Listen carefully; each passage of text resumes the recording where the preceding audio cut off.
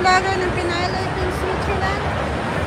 So, really busy out here mga ka-idol. Ayan, kung nakikita nyo na po, nandito po tayo sa Basel City. Ayan.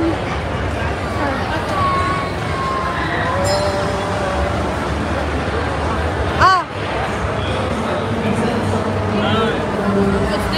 Ada kuya, kaya mo? Yeah. One service. Kung nag-ingon si Papa, diraon ka.